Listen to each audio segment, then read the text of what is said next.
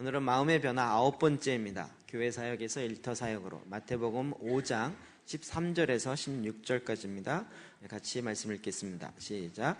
너희는 세상의 소금이니 소금이 만일 그 맛을 잃으면 무엇으로 짜게 하리요? 후에는 아무 쓸데없어 다만 밖에 버려져 사람에게 밟힐 뿐이니라. 너희는 세상의 빛이라. 산 위에 있는 동네가 숨겨지지 못할 것이요, 사람이 등불을 켜서 말 아래 두지 아니하고 등경 위에 두나니 이러므로 집안 모든 사람에게 비치느니라. 이같이 너희 빛이 사람 앞에 비치게 하여 그들로 너희 착한 행실을 보고 하늘에 계신 너희 아버지께 영광을 돌리게 하라. 우리가 생각하기에 마음의 변화를 받으면 된다라고 생각했지만 마음의 변화를 받을 때 전체적인 패러다임이 바뀌어집니다. 또 바뀌어져야 합니다. 그래서 그 내용이 뭔지를 하나씩 보니까 사실은 다룰 내용이 너무 많습니다. 오늘은 9번째인데 다시 한번 기억을 조금 이렇게 나게 하기 위해서 처음에는 헬라적 사고에서 히브리적 사고, 즉 성경적 사고를 해야 된다.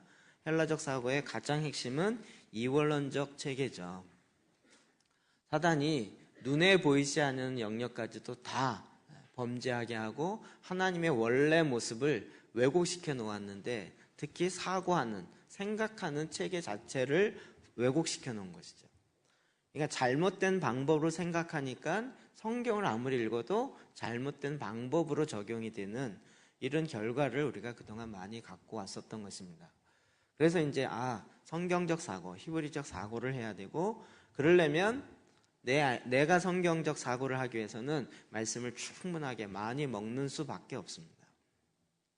그 다음에 두 번째로는, 그래서 사단의 공격으로부터 견디는 것이 아니라 사단과 싸워 이길 수 있는 영적 전쟁을 하는 자로 바뀌어져야 된다는 거죠. 이 이원론적 사고가 영성에도 들어오면서 사단을 섬기게 만든 거죠. 그리고 예수 그리스도의 오심 이후에는 예수님을 이길 수는 없으니까 딱 분리시켜 놓은 거예요. 그래서 사단의 공격에 너희는 더 이상 대항할 수 없다. 묶어 놓거나 아니면 아예 눌러놓는 이런 일들이었던 것이에요.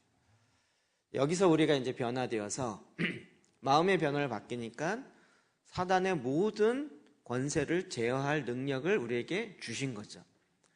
그래서 그 사단의 모든 공격들을 물리치고 사단의 일을 멸하고 하나님의 나라가 임하게 할 수 있는 자로 우리가 바뀐 거예요. 이건 우리가 가서 차지해야 되는 거예요.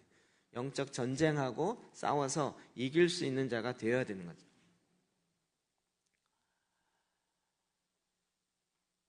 또 이런 것들이 그 전에는 이 헬라적 사고에 그 근거에서 신앙생활을 하려고 하다 보니까 신앙생활이 그냥 우리가 갖고 있는 문화의 개념으로 열심히 혹은 지성이면 감천, 내가 이렇게 열심히, 내가 이렇게 정성을 들이는데 하늘이 감동해야 되지 않느냐라는 인간적 개념의 신앙생활이 많이 있었죠.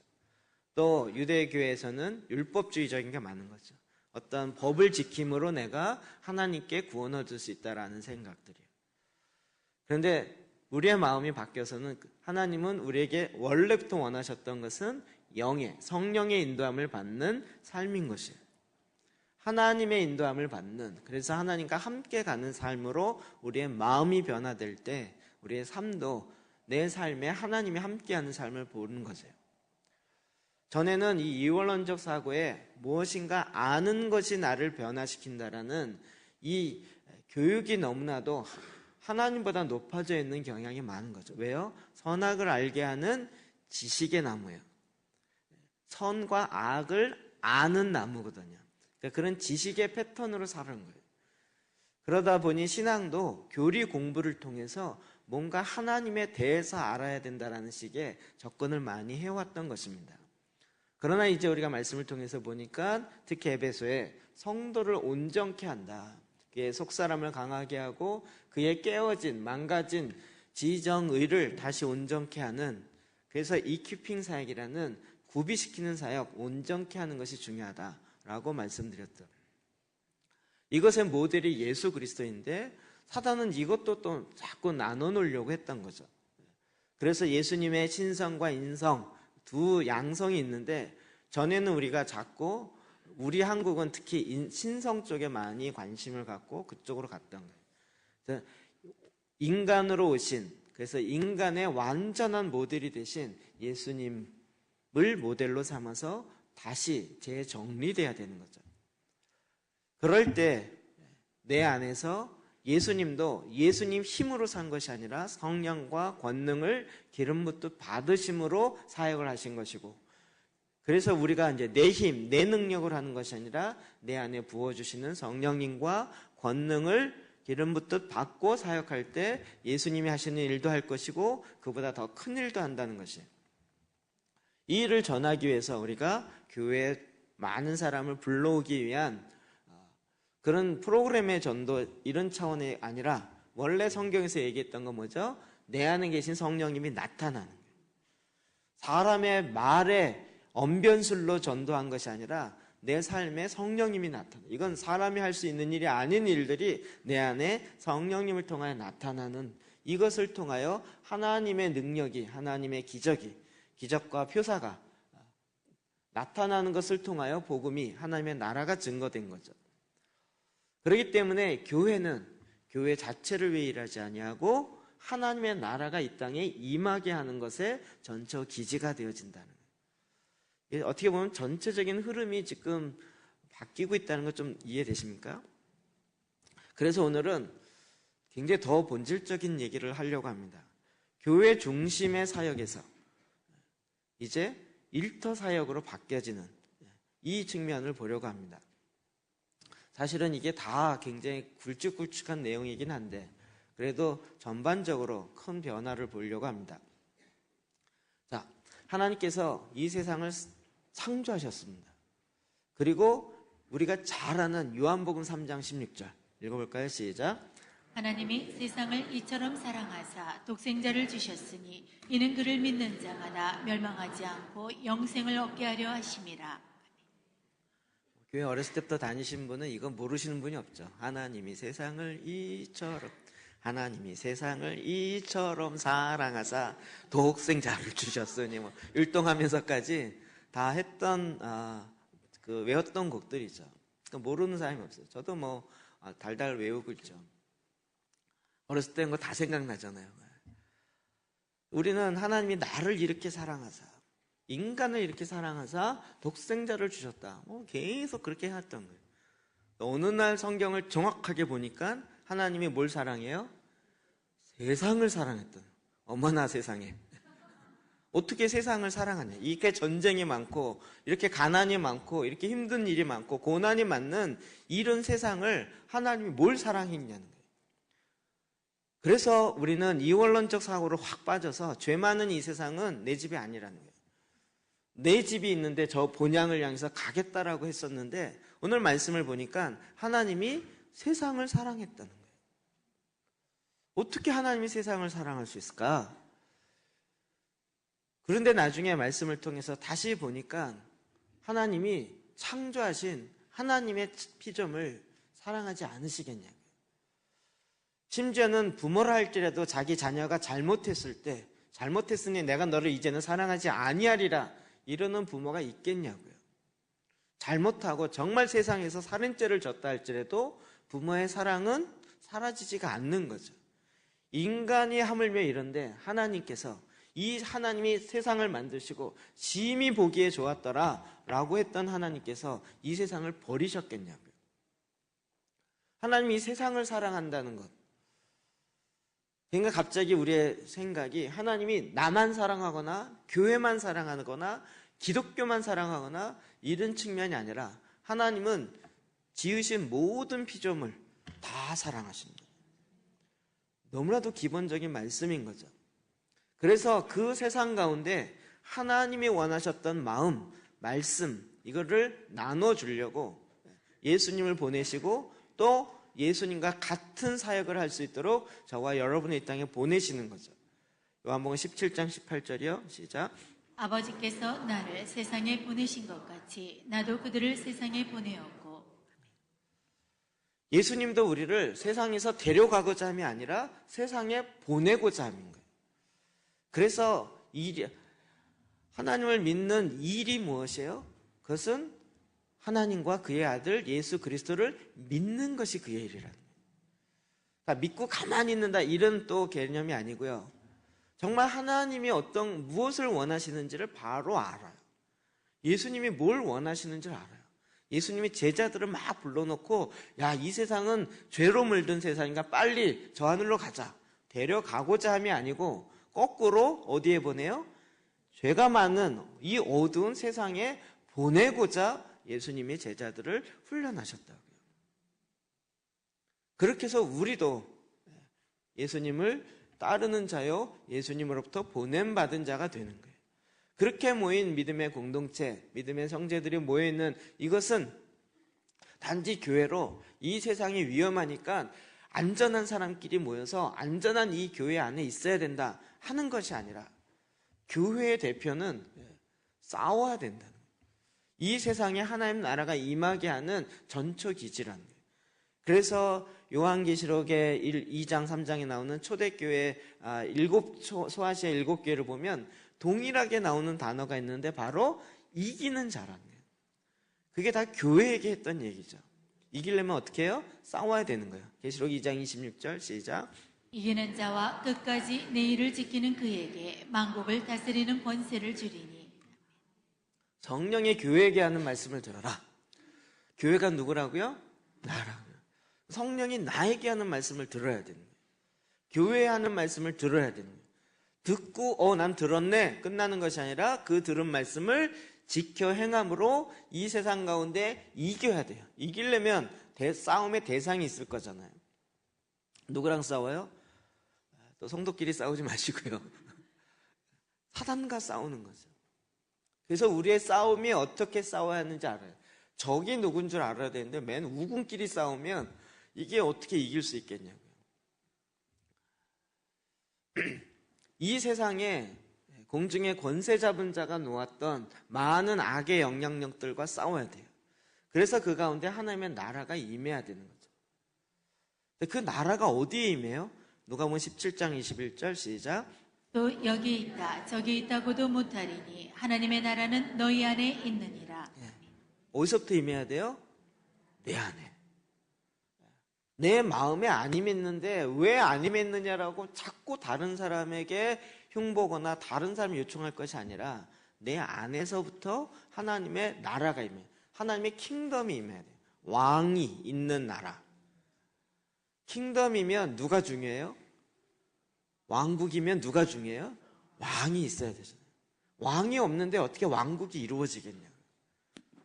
예수님이 나의 왕이신데 예수님이 내 안에 거하시지 않으면 내 안에 어떻게 하나님의 나라가 임하겠냐고요.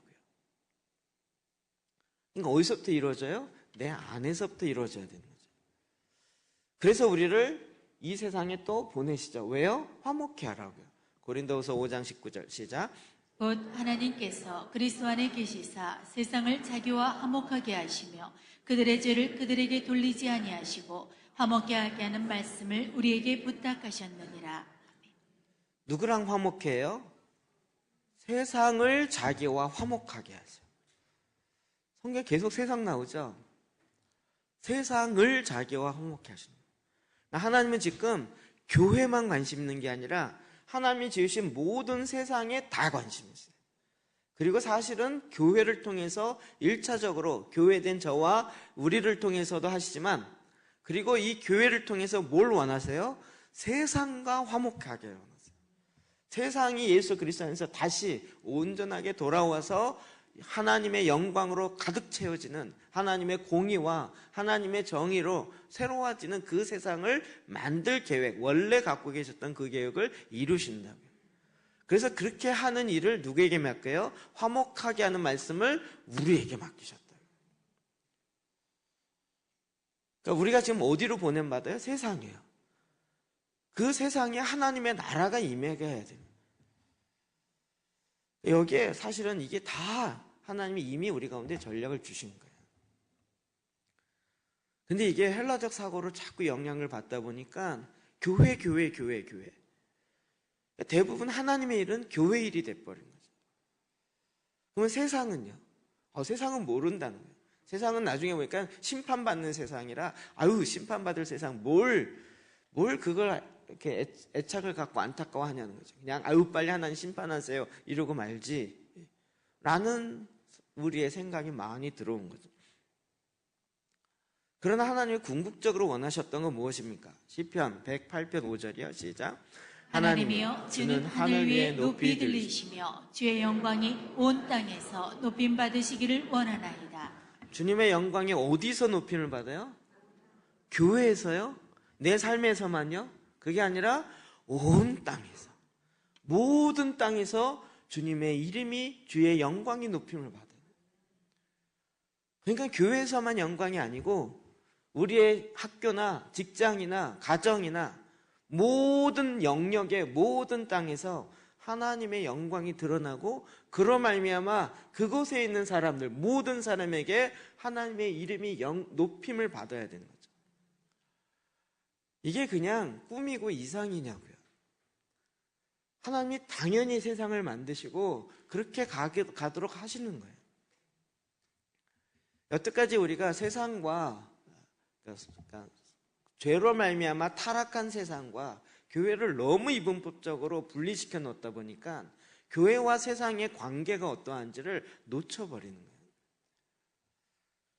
그럼 이런 변화들이요, 사실은 최근에 일어나는 거예요. 최근에 나오는 기독교 서적에서 많이 나오는 책 자체가 그래서 교회가 이렇게 모이는 교회를 모이는 교회, 세상으로 흩어져서 세상 가운데 하나님의 영광이 나타나게 하는 교회를 흩어지는 교회 혹은 확대되는 교회, 이렇게 모이는 것을 핵교회, 흩어지는 것을 확대교회, 이런 식의 개념으로 많이 설명하고 있는 거예요.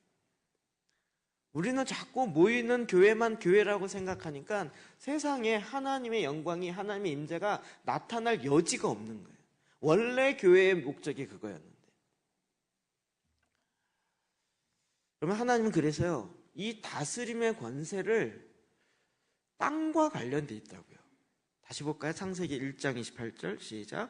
하나님이 그들에게 복을 주시며 그들에게 이르시되 생육하고 번성하여 땅에 충만하라. 땅을 정복하라. 바다의 고기와 공중의 새와 땅에 움직이는 모든 생물을 다스리라 하시니라.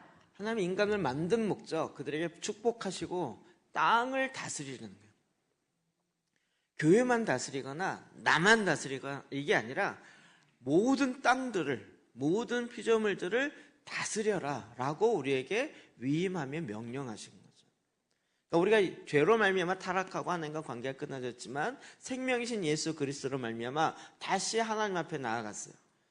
그래서 끝나는 것이 아니라 원래 인간을 만든 그 목적이 이제는 내 삶 가운데 온전히 이루어져야 돼요. 이루려면 이룰 수 있는 힘, 권세 있어야 되잖아요. 하나님은 그것을 예수 그리스도를 통하여 회복하게 하시는 거라고요. 너무나도 성경 전체적으로 딱 맞는 이야기죠. 그래서 예수님께서 제자들에게 기도할 때 이렇게 기도하라 라고 이야기하면서 마태복음 6장 10절이야 시작. 나라의 임하옵시며 뜻이 하늘에서 이룬 것 같이 땅에서도 이루어지이다. 하나님의 뜻이 언제 이루어졌어요? 하늘에서 이루어졌는데 언제 이루어졌어요? 창세전에요. 이게 하나님이 나중에 정한 게 아니라 천지를 창조하기 전부터, 여러분 만들 때 끝을 생각하고 만들잖아요. 만들어 놓고 중간에 어떻게 될지 몰라. 그래서 포기할 수도 있어. 이렇게 만드는 무책임하지 않죠. 끝을 생각하고 만드시는 거예요. 어떻게 될 거라고 생각하고 그 시작을 만드신 거죠. 그래서 너희가 기도할 때 어떻게 기도해라? 창세전에 하나님께서 갖고 계신 하늘에서 이미 완성해 놓은 완벽한 그 그림, 그 설계도 그대로 이 땅에서 이루어지도록 기도하라는 거예요. 그게 무엇이에요? 하나님의 나라가 이 땅에 임하는 거예요. 하나님의 나라로 우리가 하늘로 올라가는 게 아니라 하나님의 나라가 이 땅에 임하는 거라. 이 조그만 차이인 것 같은데 엄청나죠. 저도 어렸을 때 맨날 죽어서 가는 천국만 생각했지 하나님의 나라가 임한다라는 거에 대해서 이해를 잘 못한 거예요. 조금 더 이해하면 그냥 교회 많아지는 것 정도만 생각했던 거죠. 그래서 성경은 계속 새로운 일들을 우리에게 더 온전함으로 나아가게 하시는 거예요. 누가복음 19장 10절 볼까요? 시작. 인자의 온 것은 잃어버린 자를 찾아 구원하려 함이니라. 우리나라 성경엔 잃어버린 자라고 사람을 했는데 원어를 보면 잃어버린 것이라고 표현해요. 그러니까 두 가지 다 해석이 가능해요. 잃어버린 자만 찾은 것이 아니라 하나님이 천지를 창조하시고 다스리라고 하고 권세를 주었는데 잃어버린 권세를 다시 찾아와요. 잃어버린 사명을 다시 찾아와요. 잃어버린 자기의 데스티니를 다시 찾아와요. 그냥 잃어버린 아이를 찾아왔는데 얘가 정신이 완전히 나갔어요. 그러면 다시 정신도 다시 돌아와야 되잖아요. 정상으로 돌아와야 되잖아요. 잃어버린 자녀를 찾아왔는데 얘가 와갖고 아저씨 누구세요? 이러면 어쩌자는 거예요. 다시 관계도 회복하고 사랑도 나누고 그 자녀와 부모의 관계로 온전하게 모든 것들을 다 회복해야 되는 거예요. 예배가 뭐냐? 많은 논쟁이 있지만 좁은 의미의 예배는 이렇게 하나님께 드리는 거예요. 근데 넓은 의미의 예배는 뭐죠? 우리의 삶이 예배라는 거잖아요. 우리의 삶. 우리 금요일날 저녁에 조재열 선교사님 얘기 듣다가 선교가 뭐냐? 뭐라고요? 설거지래요. 설거지가 선교를 하는. 그런데 이게 왜 그런지 아시겠죠? 선교에 지나가서 뭐 하면 우리는 자꾸 이렇게 생각하는데 설거지가 선교라는 거예요. 이게 우리의 생각이 왜곡되어 있는 거예요. 공부가 예배예요. 일이 예배예요. 넓은 의미. 우리가 삶의 현장에서 우리 보냄받아서 거기서 늘 기도만 하냐고요. 거기서 늘 말씀만 있고 그러냐고요. 우리의 직업 자체가 사실은 예배적 요소가 다 들어있다고요. 그러니까 직업에 귀천이 없다라고 이야기하는 게 뭐냐면 하나님이 우리를 그 차원에 부른 거예요. 내가 거기에 무슨 재능이 있고 이런 걸 좋아서 그거에 막 돈을 많이 벌기 때문에 우리는 자꾸 이론적으로 세상의 방법으로 생각하는데 그렇지 않고 하나님이 우리를 부른 부르심의 사명이 다 회복돼야 됩니다. 그러면 확 넓어지는 거죠. 하나님이 세상을 사랑하고 그 세상의 모든 영역들을 다 회복하려고 사람만 구원하려고 한 게 아니라 그 영역을 다 회복하려고 우리를 보내시고 그곳에서 하나님의 나라가 임하게 하신다는 거예요. 그러니까 핵교회만 있으면 안 되고 확대되는 이 세상에 끝까지 나가서 모든 영역에 모든 지역까지 하나님의 나라가 임하게 하는 전초 기지로서의 교회가 다 있어야 되는 거죠. 그래서 이렇게 모여지는 지역교회를 핵교회라고 얘기하고 흩어져 있어 직장에서 학교에서 가정에서 이루어지는 교회를 보통 확대되어지는 교회라고 했는데 거긴 대부분 일이 이루어지기 때문에 마켓플레이스 처치나 마켓플레이스 워크플레이스 처치라고 얘기하는. 근데 마켓 그러면 보통 뭐라고 생각하죠? 슈퍼마켓 뭐 이렇게 생각하죠. 장터교회 뭐 이렇게 번역해야 될 상황인 거예요. 그러니까 오히려 그거보다는 워크플레이스 사역하는 교회, 사역하는 장소의 교회라는 거예요. 이런 것 자체가 이론으로 정립되고 나오는 게 2004년, 2002년, 3년 이 정도예요. 그러니까 이게 기존에 있는 개념으로는 잘 받아들이기가 쉽지가 않아요. 이거 잘못해서 일터가 거의가 교회고 그러면 막 목사님들이 두려운 게 까놓고 얘기하면 그러면 헌금 안 하면 어떡해? 핵교회 안 나오면 어떡해? 이거에 대한 두려움 때문에 그렇게 생기면 혹시 기존에 있던 그 지역교회가 어려움 당할까봐 굉장히 걱정을 많이 하십니다. 그런데 그렇지 않다고 저는 봐요. 오히려 성도들이 지금 이 개념이 이해가 안 되고 그냥 세상은 세상이고 교회는 교회다 보니까 소위 말하는 두 규범을 살아요. 교회 와서는 성도들이 이게 탁탁 너무 잘 돼요. 성도로는 교회 와서는 딱 교회 규범대로 딱 바꿔요. 말도 바꾸고 생각도 바꾸고 딱 바꾸고 세상에 나가서 그렇게 사는 난리나. 세상에 나가는 순간 또 딱 바꿔요. 말도 바꾸고 세상도 이것도 바꿔요. 그래서 두 규범 사이를 왔다 갔다 하는데 너무 잘하는 거예요. 이건 무슨 아수라 백작도 아니고 이쪽은 막 부드럽게 형제님 잘 오셨어요. 이쪽 막 XX 막 이래가면서 막 욕하지 않으면 일을 안 해 이 자식들 막 이래가면서 이게 되는. 그러니까 완전히 이게 살아내기가 힘든 상황이 돼 버린 거죠. 진짜 굉장히 쇼킹한 얘기지만 설거지가 선교다 이 얘기가 우리 마음속에 깊이 와야 되는 거예요. 하나님 어떻게 이렇게 얘기할 수 있을까? 이럴지 모르지만 우리의 삶의 현장이 하나님의 나라가 임하고 개인과 가정부터 이게 이렇게 해서 하나님의 나라가 어디서부터 임해요? 내 안에서부터 임하잖아요. 이러면서 이게 나가야 우리의 영역과 직장과 지역이 그렇게 하나님 나라가 임할 수 있는 것이지. 아니 내 안에 하나님 나라가 안 이루어졌는데 그게 어떻게 되냐고요. 저도 말 조심해야 되지만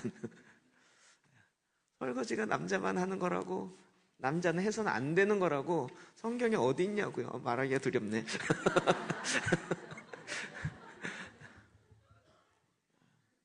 남자가 부엌에 들어가지 말라 이런 게 그게 성경 어디 있냐고요. 주여 용서하소서.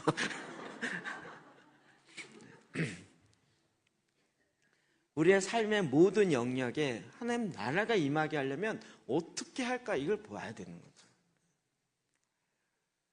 그러니까 지금 기존에 갖고 있었던 이 좁은 개념만 갖고는 온 땅에 열방의 모든 영역에 하나님의 나라가 임하게 하려는 이 구조가 너무 그릇이 작아갖고 담아지지가 않는 거예요. 그러려면 그릇을 넓혀야 되는 거예요. 더 확장시켜야 되는 거예요. 여기에 우리가 이제 두 기둥이 나와야 된다는 거예요. 여태까지는 한 기둥 갖고 세우려고 했더니 이게 제대로 세워지지 않는다는 거예요. 우리를 지금 어디에 보내요? 세상에 보내는 바다. 그러면서 그 세상에서 일하는 세상의 사역자들이에요. 이 사역한다라는 단어도요, 디아코니아라는 헬라어를 쓰는데 이걸 번역하면서 너무나도 재밌게 두 가지 단어로 번역했어요. 하나는 사역이라고 번역했고 하나는 봉사라고 번역했어요. 딱 반반씩 그렇게 했어요. 그래서 집사님들이 하는 건 봉사라고 얘기했고 목사님들이 하는 건 사역이라고 했어요. 근데 용어는 똑같아요.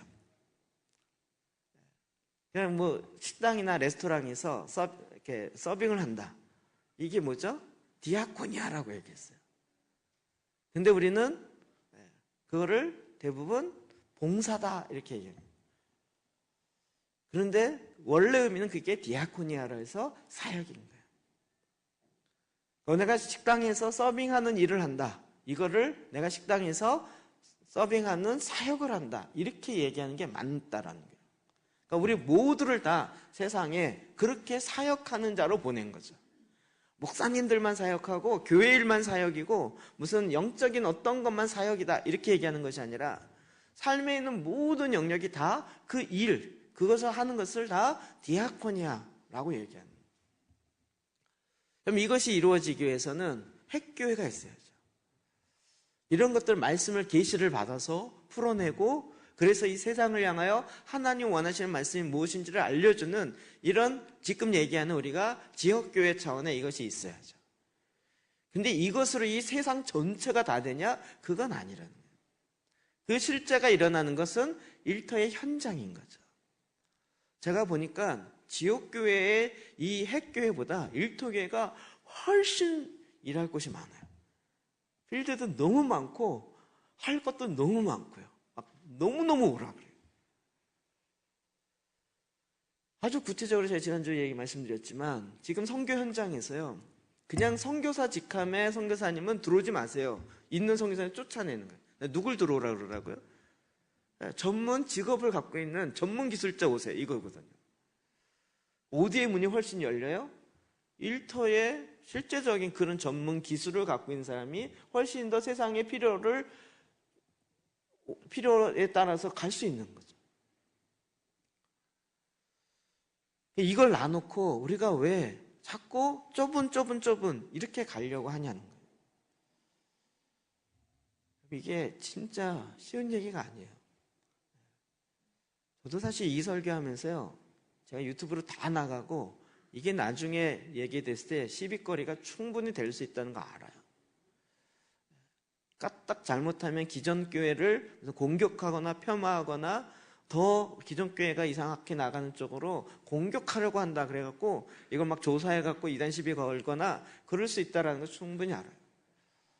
그럼에도 불구하고 하나님은 원하시잖아요. 우리가 왜 세상은 다 내려놓고 교회 해서 이 교회 안에서만 뭔가 이루어져야 된다고 생각하냐. 그럼 그럴 때 그 안에 일터의 현장에 가장 핵심 중에 하나는 재정이에요. 하나님은 그것을 할 수 있는 재정을 이미 허락하셨다고요. 재정이 우리의 우상이 되면, 하나님보다 더 높아져 있으면 그게 나에게 우상이 돼버리지만, 하나님은 그 일을 할 수 있도록 이미 모든 것들을 다 허락하신다고요. 차이점은 뭐죠? 모든 걸 허락했다 그래서 다 내 주머니에 있어야 된다는 건 아니라고 말씀드렸죠. 남의 주머니에 있을 수도 있어요. 나를 통해서 통과하는 것뿐, 이런 경우가 많아요. 우리는 자본주의를 자꾸 많이 쌓아놔야 된다고 생각하는데 쌓아놓는 것 때문에 문제는 거잖아요. 돈이라는 건 흘러야 되는 건데 왜 한 사람이, 한 기업이, 한 단체가 왕창 쌓아놓냔 말이에요. 하나님 그걸 흘러가게 한 거죠. 그러니까 많이 성실한 청지기가 돼서 많이 흘러가게 해야 되는. 가난의 영은 조금밖에 없는 사람, 가난한 사람이 아니고요, 더 하는 사람.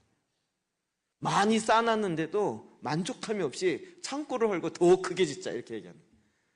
자기가 평생 해도 먹을 수 있는데 그거 부족해서 더 쌓으려는. 이게 가난이에요. 이것을 이게 세상이 그렇게 간 거죠. 그래서 제대로 된 하나님의 나라를 위해서 하나님이 이미 부의동을 하신다는 거예요. 예비하시고 준비하셨다는 거예요. 그랬을 때 이 일을 감당할 수 있는 일터 현장에 그와 같은 사역자가 나와야 돼요. 그 사역자가 일터 사역을 하는 선교사, 목사님들이 아니라 일터에 있는 바로 그리스도인들, 저와 여러분인 거죠. 그래서 그분들에 의해서 일터 교회가 세워져요. 그분들에 의해서 실제적인 부의 이동이 오는 거죠. 하나님이 그들에게 맡기시는 거죠. 그랬을 때 진정한 변화, 마음의 변화, 트랜스포메이션이 일어난다고요. 진짜 많은 패러다임 시프트죠. 그럼 이 일에 사단이 눈에 보이지 아니하는 공중의 권세를 잡고 자기가 원하는 대로 자꾸 끌고 갔다는 거예요. 제가 이 그림을 딱 이야기했더니 어떤 분이 저한테 이걸 조금 이렇게 세분화해서 이야기해보면 좋겠다 그래서 그래서 제가 만들었던 거예요. 지역의 네트워크와 영역, 직장 네트워크, 이 두 가지가 같이 일어나는데 그 직장 안을 보면 전혀 다른, 그래서 이 세상에 가난의 영이 파괴되어지고 세상의 영을 향하여서 쫓아가는 것이 아니라 하나님의 성령을 따라 쫓아가야 되는데 그것이 모든 영역에, 경제 영역에도 경제에 있는 하나님의 사람들이 일어나야 돼요. 그 사람들이 핵심적으로 해결해야 될 영은 무엇이에요?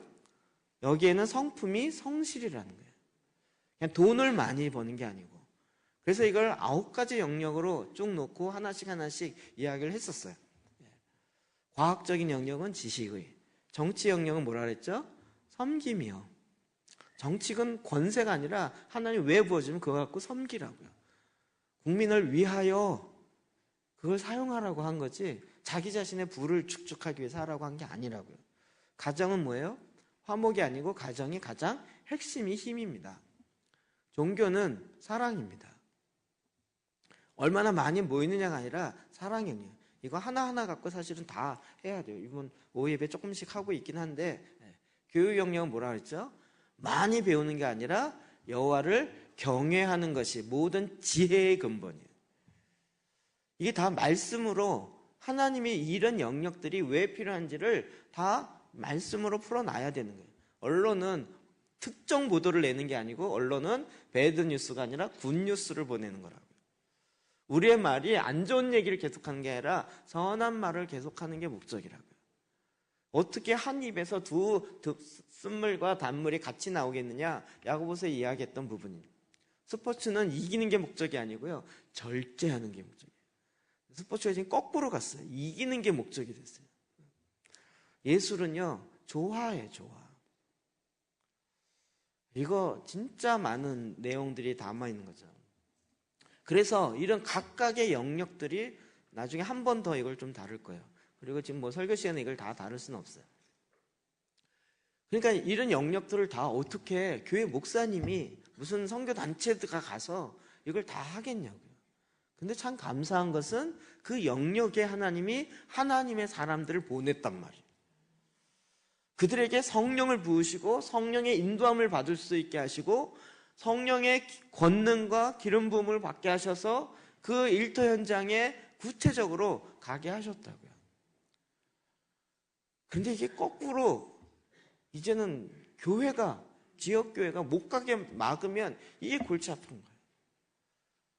그래서 제가 거기서 고민하면서 나온 예가 뭐냐면, 논산훈련소가 신병을 안 보내요.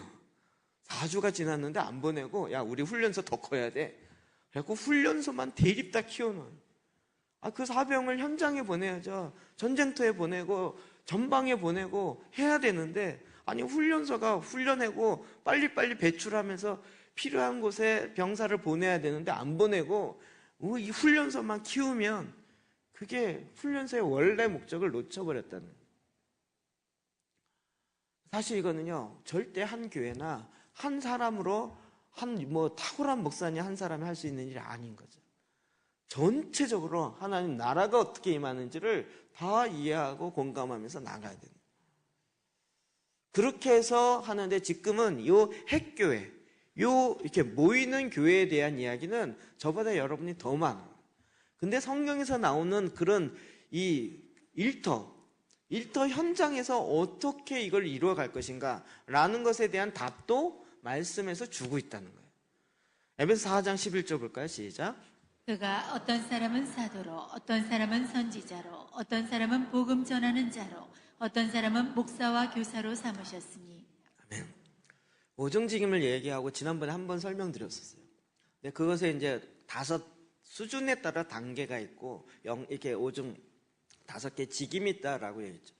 이거를 막 핵교회에 적용하는데 이것도 어느 정도는 적용이 돼요. 그런데 이거는요, 일터에 가면 자동이에요. 그냥 자동이에요. 그렇게 될 수밖에 없어요. 자, 고린도전서 12장에도 보면 또 이 얘기가 또 나와요. 읽어볼까요? 시작.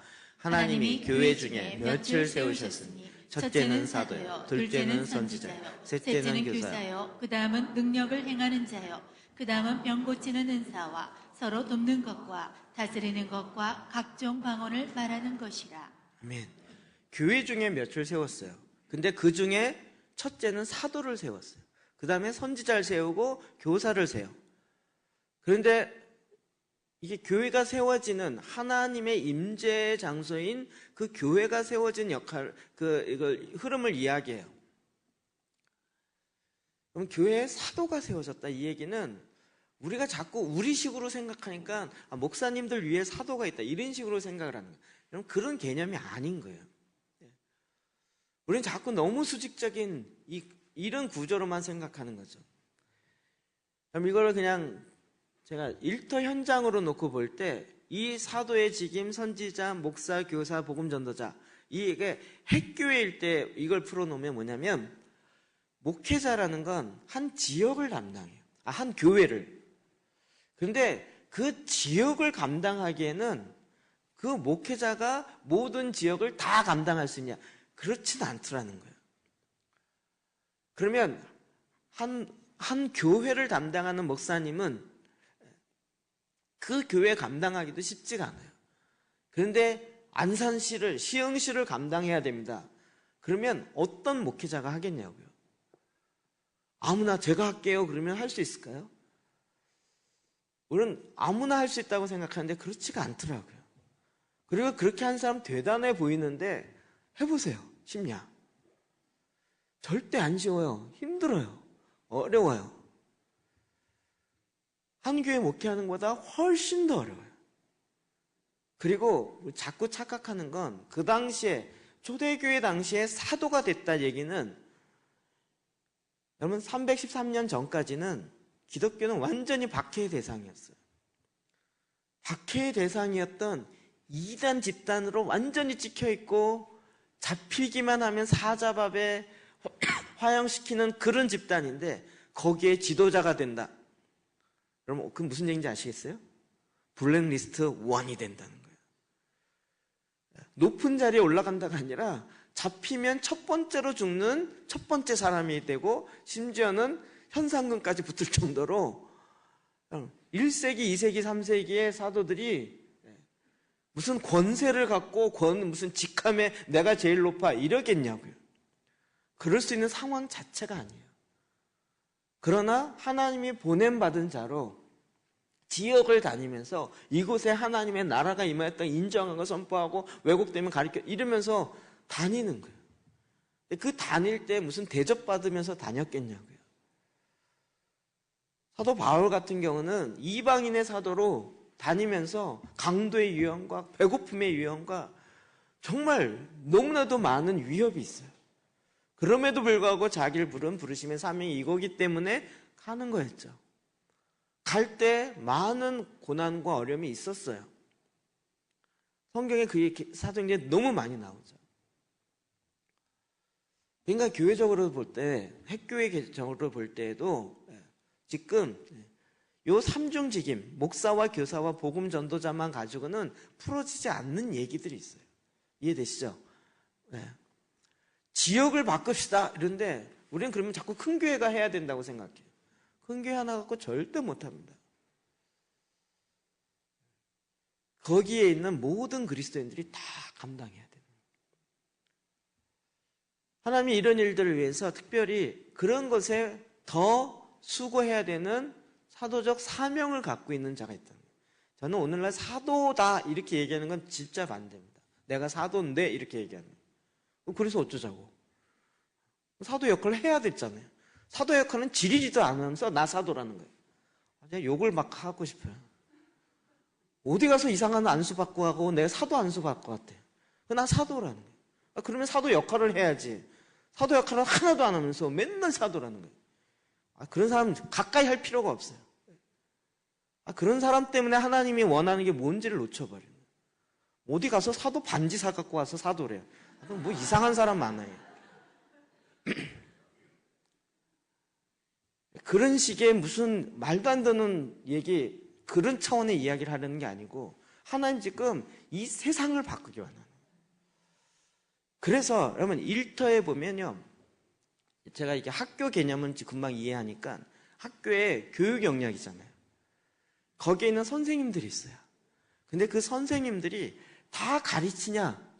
그런데 보면 지금 학교 시스템을 보면 금방 이해돼요.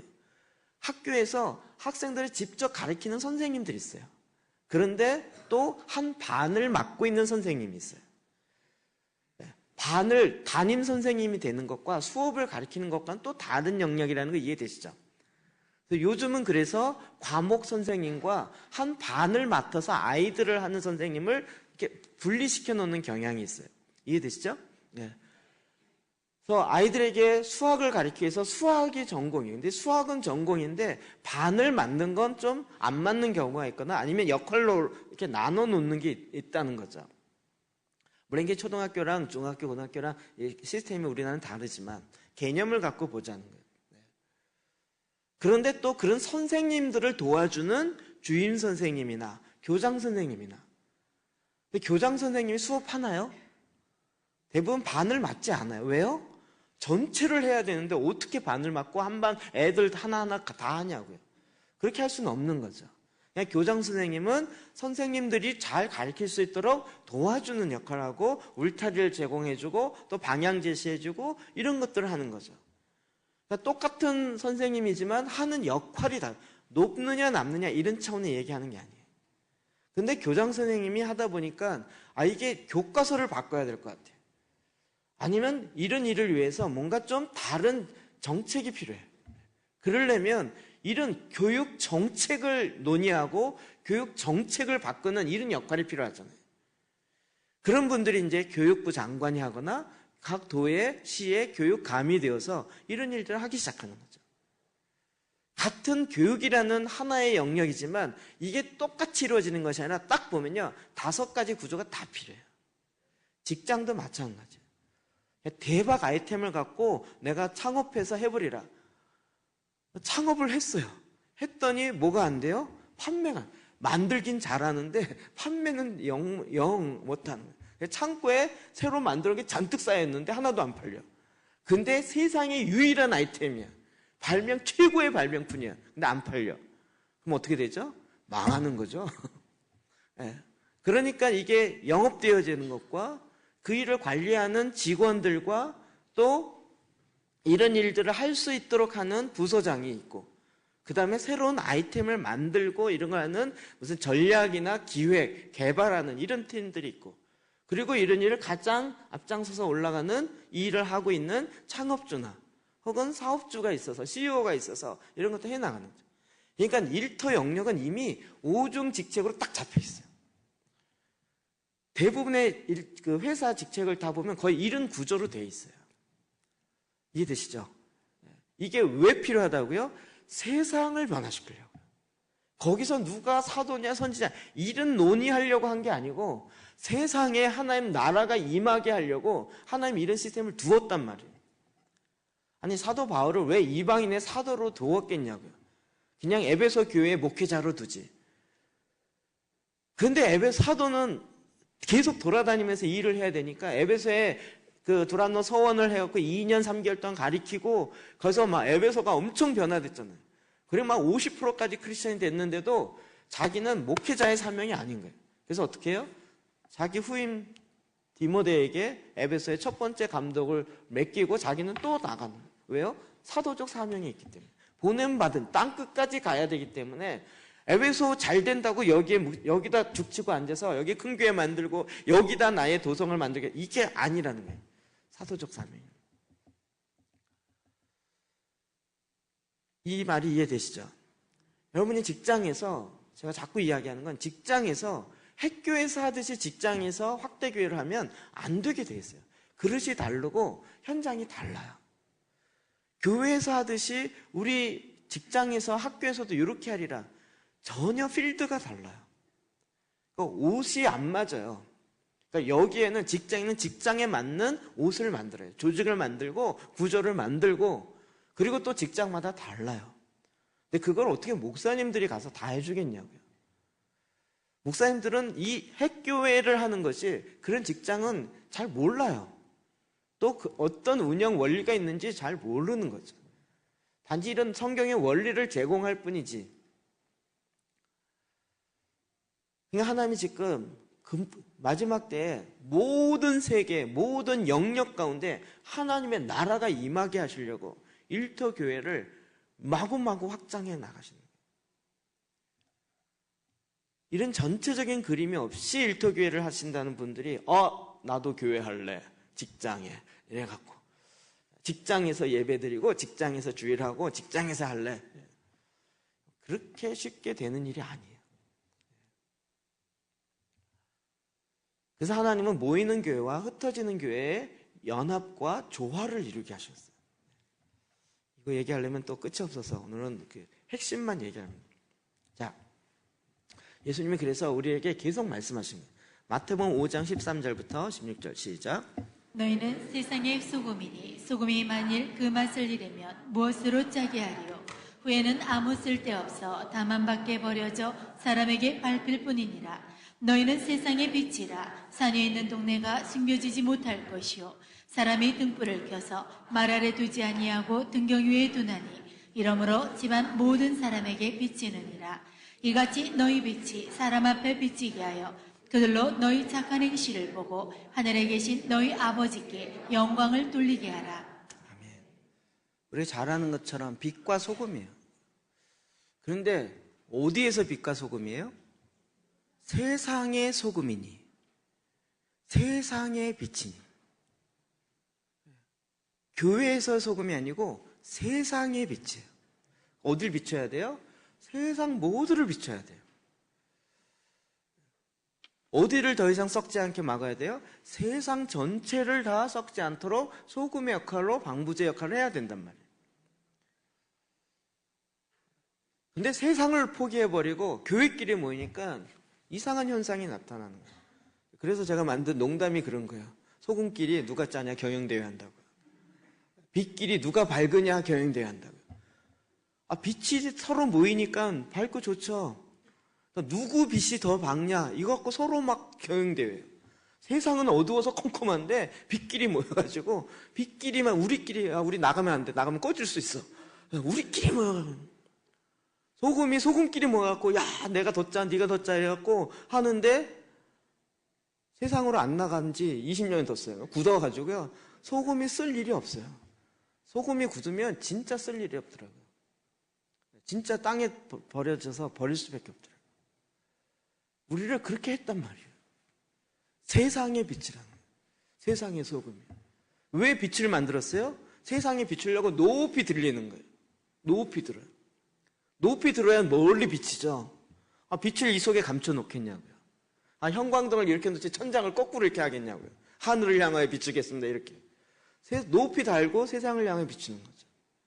그러니까 저와 여러분이 난 높은 데 싫어요. 안 된다니까요. 하나님이 어쩔 수 없이 세상에 빛으로 만드시고 높이 들게 하시는 거예요. 이 일에 나는 그런 거 직책이 성격이 안 맞아요. 이게 아니고요. 그래서 어떻게 해요? 이같이 너희 빛이 사람 앞에서 비추게 하여 그들로 너희 착한 행실을 보고 너희의 착한 행실을 보고 교회 잘 나가는가 이게 아니고요. 너희의 삶에 구체적으로 돈의 노예로 살지 않고 돈을 부리면서 사는 그런 착한 행실을 보고요. 사람의 욕심 따라 사는 것이 아니라 하나님의 영의 인도함을 받으며 성령의 능력이 나타나고 하나님을 따라 사는 그런 삶의 모습을 보고 세상에서 사람들이 하나님께 영광을 돌리게 하라고 주님이 우리를 빛과 소금 되게 하신 거죠. 지금 어떻게 세상에 빛이 될 수 있느냐 이 부분에 고민을 여태까지 제가 정말 답을 못 찾았어요. 그러다가 제가 선교단체 하면서 캠퍼스 단체 하니까 완전히 다르더라고요.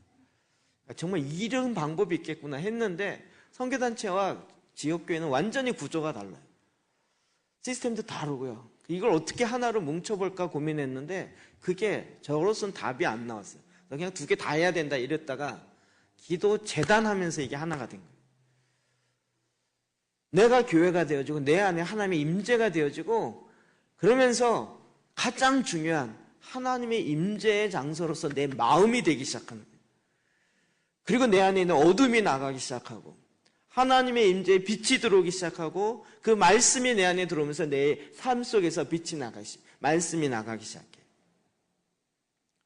이게 개인으로 되기 시작하니까 가정에서 직장에서 하나님의 역사가 일어나는 거죠.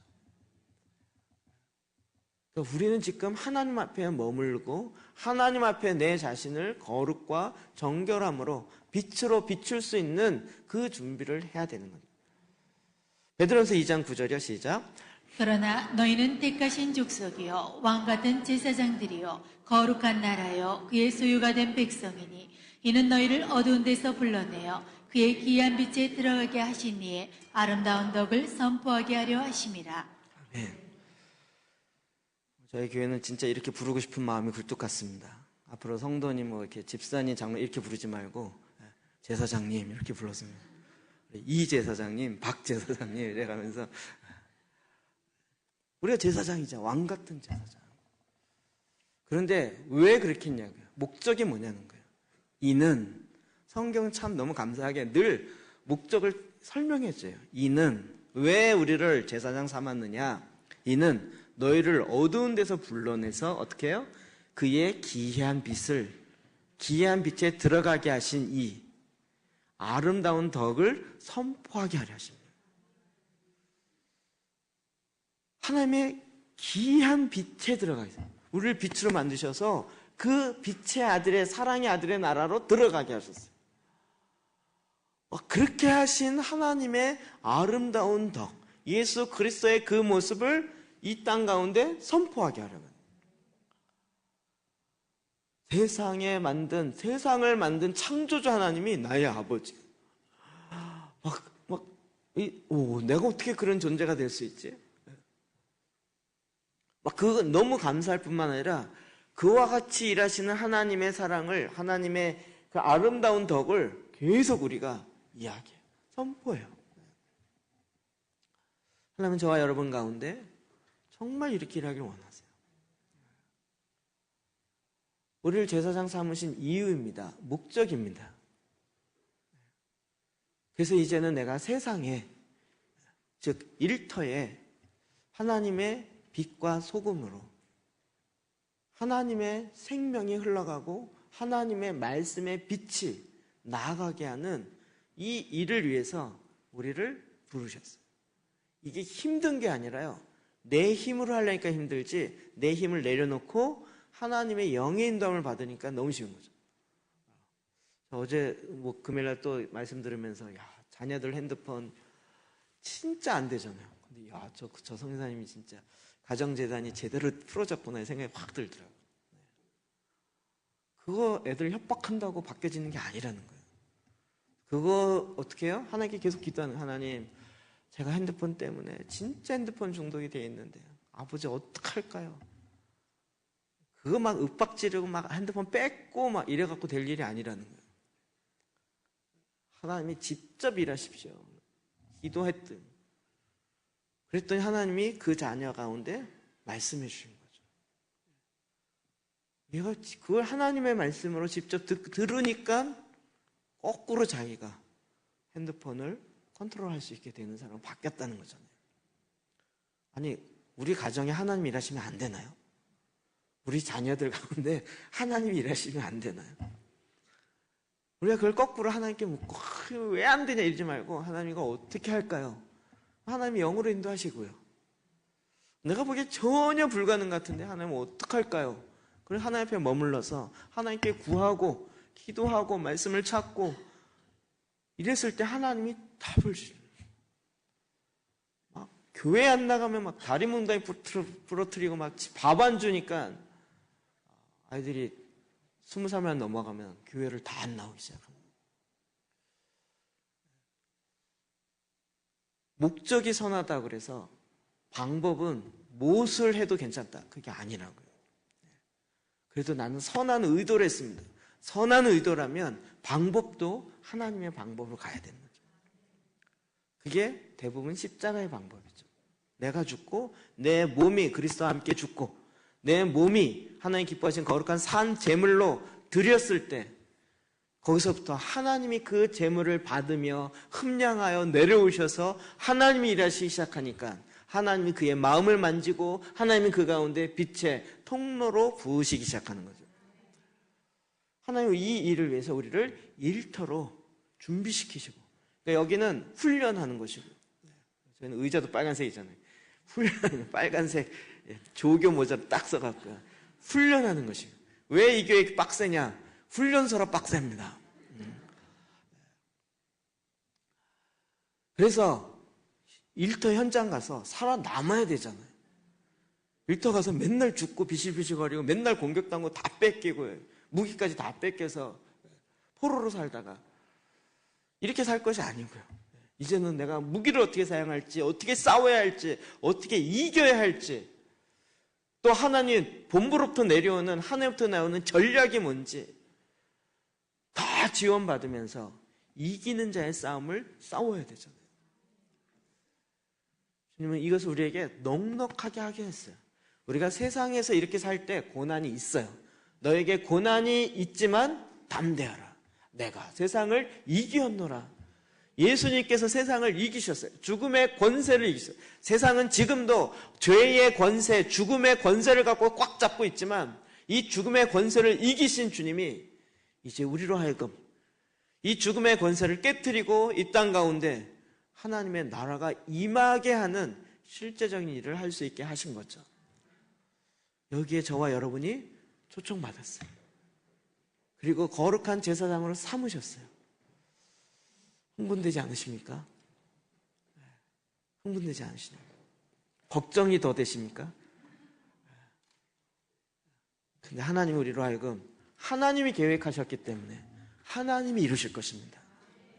내가 이루라는 것이 아니라 나를 향해서 이걸 하기로 결단하고 이미 완성하신 그분께서 하늘에서 그 계획은 완성돼 있어요. 이제 이 땅에서 나로 하여금 것을 완성하도록 하나님이 이루실 것입니다. 일터의 현장에 하나님의 나라가 임하게 하십시오. 그래서 우리를 빛과 소금이 되게 하셨습니다. 소금 되게 해달라고 기도하지 말라고 제가 말씀드렸습니다. 소금인이 이렇게 되어 있지 소금이 되어서 이렇게 얘기하고 있지 않습니다. 주님 우리를 부르셨을 때 이미 소금으로 부르셨습니다. 빛으로 부르셨어요.